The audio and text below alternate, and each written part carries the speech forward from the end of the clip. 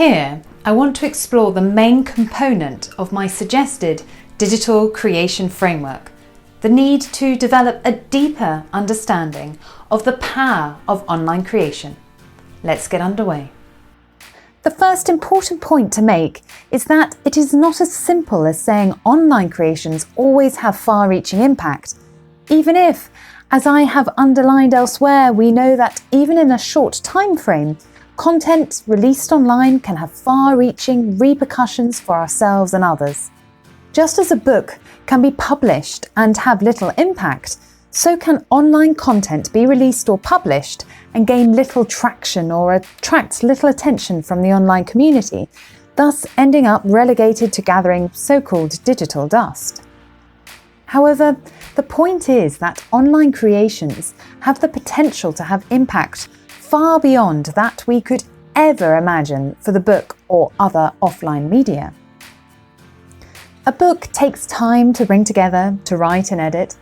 It takes time to publish. It takes time to distribute the end product, the physical object, whether that is through a physical bookshop or e-commerce, i.e. an online shop. It is a classic case of logistics, and it costs money.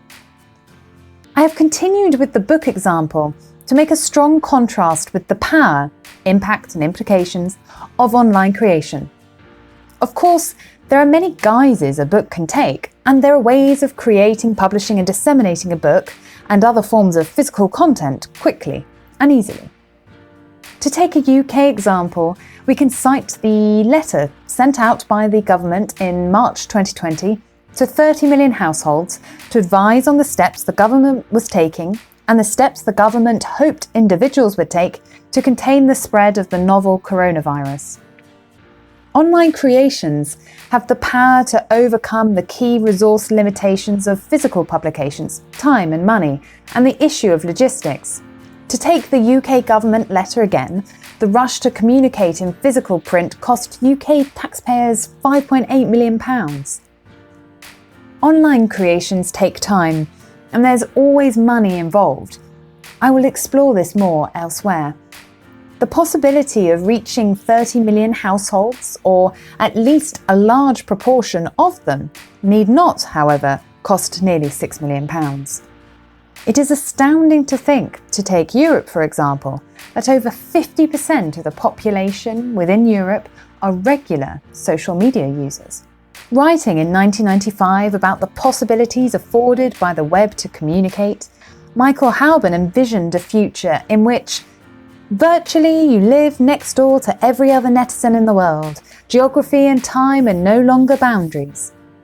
There would be, he continued, a new model of information flow. Instead of the top-down model, according to which the control of information dissemination lay in the hands of a few, there would be a new grassroots connection that allows excluded sections of society to have a voice. This would, he continued, allow for an opening up of content, and with it, an opening up of ideas, and with that, the progression of knowledge, both for the individual and the community. In other words, Halban identified that the logistical challenges hampering or halting the potential impact of printed material were being solved by the internet. He also pointed to the diversification of voices and a sort of democratization of communication or information creation. The digital world would, he claimed, open up a way of communicating with others unlike that we had ever experienced before. As I said, that was 1995. At this point, conservative estimates put the number of those online at 27 million. As we know, today half of the 7.8 billion strong global population is now online, and a third of the population is on Facebook alone. This means that a comment put on social media not by a select few, but a possible one of many, can quickly reach huge numbers of people in record time in any geography. Meanwhile, the way in which our digital world has evolved to encourage the exchange and sharing of opinions means that anything we create has the potential to contribute to, or perhaps trigger, an extended conversation involving that huge number of people located in any number of physical geographies. The power of reach online and the potential engagement with content in turn has the potential to influence how people are dealing with what they are experiencing offline. Let's take the global COVID-19 health crisis as an example. In the first part of 2020, as transmission of the virus reached the scale of a pandemic, another phenomenon came to the fore: the quick sharing of all sorts of related information, including about causes and cures. The problem is that a lot of this information was unverified and in some cases a threat to human life. One instance was the suggestion that taking a drug typically prescribed to combat malaria could cure COVID-19. Subsequently, there were reports of deaths as a result of individuals seeking out substances that can be found in that drug.